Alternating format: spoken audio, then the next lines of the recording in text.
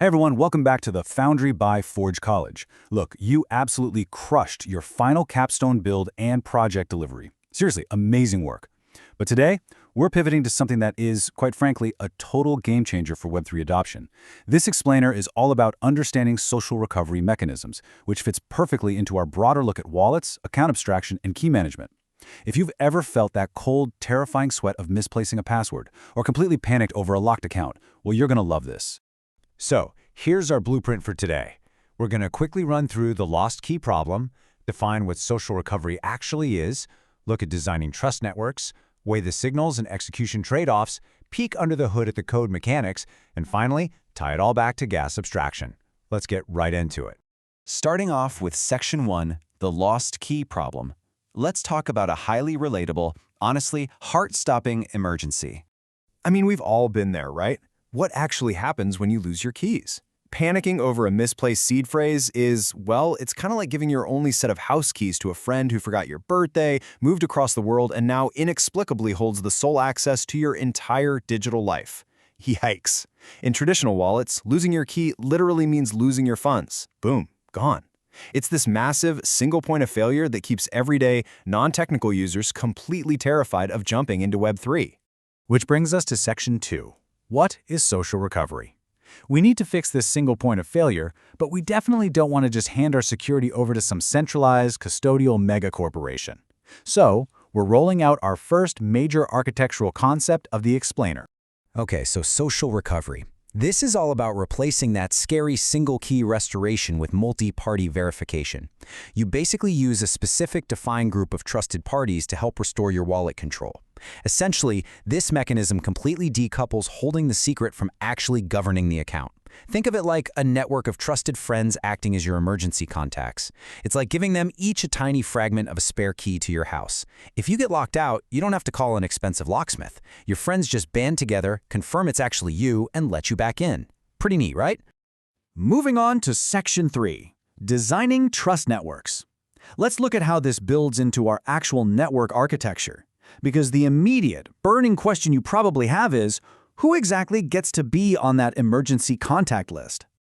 Well, when you're designing this network, you're faced with a whole matrix of trade-offs. If you go with explicit guardians, say 3 of your closest friends or maybe your own backup devices, it's super auditable and really simple to coordinate. But it does concentrate risk if they all somehow collude or lose their own keys. On the flip side, using a broader social graph is incredibly resilient to a single point of failure, but it opens you up to wider social engineering attacks and creates a ton of friction just trying to gather all those signatures. Now, you could just use a custodial service, which is smooth as butter for the user, but then you're putting the operational risk right back into a central provider.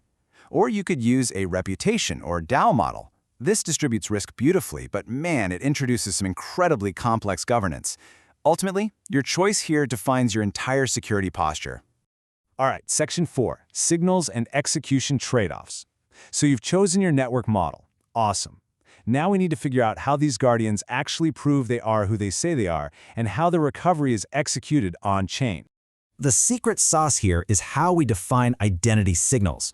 An identity signal isn't just one thing. It's cryptographic signatures, plus time windows, plus multi-factor authentication, plus device attestations.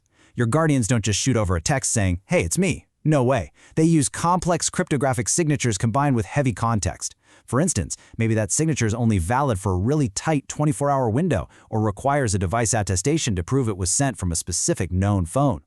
Each layer you add to the stack drastically shrinks your attack surface, but, and this is a big but, every single layer also cranks up the friction for the poor user who's just trying to get their account back.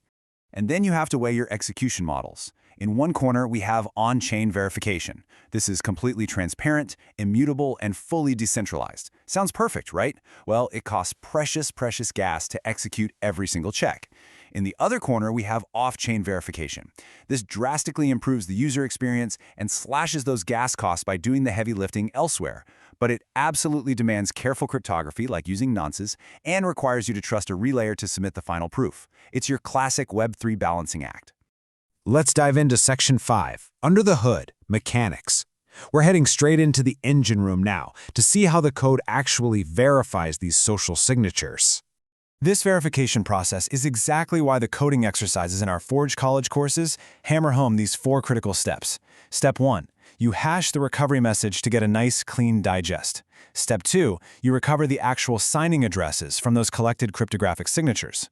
Step 3, check those recovered addresses against your canonical authorized guardian list. And finally, Step 4, verify that the count of unique signers actually meets your required threshold. Like ensuring you have 2 out of 3 guardians. It's a highly logical, completely airtight progression. But listen, a signature is completely 100% useless if some bad actor can just copy it and paste it again tomorrow, right? Which is exactly why replay protection using nonces is an absolutely critical safety net. A nonce is basically a unique, single-use ticketing system. Let's say a recovery bundle is submitted with the nonce 42. Well, once that's processed, that ticket is torn up. An attacker cannot reuse that valid signature bundle for a future attack because the system is now strictly looking for nonce 43. Without this simple mechanism, your wallet is wide open to replay attacks. Okay, bringing it home with Section 6, tying it to gas abstraction. Let's connect all these dots and integrate this new safety net with the infrastructure you just built in your capstone. We are talking about ERC 4337 integration. The exact same bundlers and paymasters you already know and love for gas abstraction can seamlessly carry these verified recovery bundles to the chain. It works like this. Relayers handle the transport, bundlers assemble the user operations, and here is where the absolute magic happens. Paymasters sponsor the gas for the recovery transaction. Think about that. A user who has lost everything, locked out of their own vault, can recover their wallet without needing to magically scrounge up ETH to fund the rescue operation. It's literally the ultimate UX upgrade. So as we wrap up this explainer, I want to leave you with a really fascinating engineering challenge. How are you going to partition responsibilities between guardians, relayers, and paymasters in your next build? How do you perfectly balance that minimal user friction with maximum robust security across all those moving parts? Honestly, that is the puzzle you get to solve as a developer. I definitely want to leave you pondering that balance. To explore more of these patterns, dive deeper into the code mechanics, and just keep leveling up your Web3 development journey, head over to forge.college. You guys are doing great. Keep building, keep exploring, and we'll see you in the next explainer.